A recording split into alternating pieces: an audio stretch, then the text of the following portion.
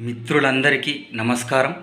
మన YouTube channel ద్వారా ప్రముఖుల జయంతి రోజున వారి జీవిత చరిత్రను తెలపడంలో భాగంగా ఈరోజు స్వామి వివేకానంద గారి జీవిత చరిత్రను తెలుసుకుందాం.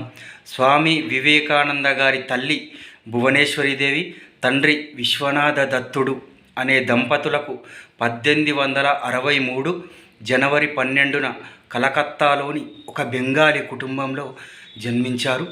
మన దేశం బ్రిటిష్ వారి కబంధ హస్తాల కింద నలిగిపోతున్న సమయంలో ఒక సూర్యుడిలా సరికొత్త వెలుగుల జన్మించిన వ్యక్తి స్వామి వివేకానంద. స్వామి వివేకానంద అసలు పేరు నరేంద్రనాథ్ దత్తుడు.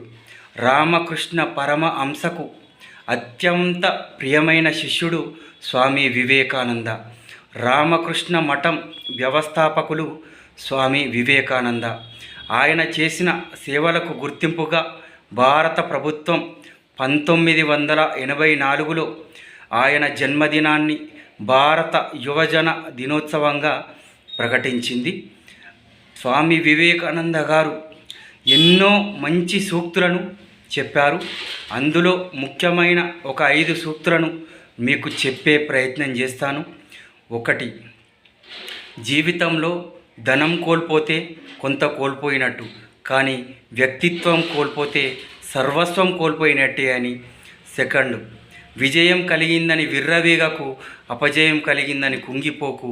విజయమేమి అంతం కాదు, అపజయమేమి తుదిమెట్టు కాదు.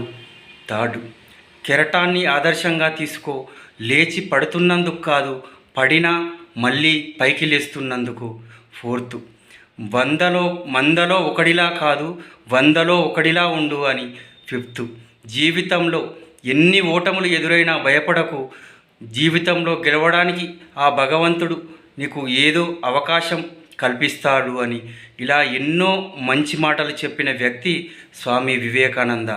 వారి జీవితాన్ని నేటి యువత ఆదర్శంగా తీసుకోవాలని కోరుకుంటూ ఈరోజు వారి జయంతి సందర్భంగా ఘన నివాళులు.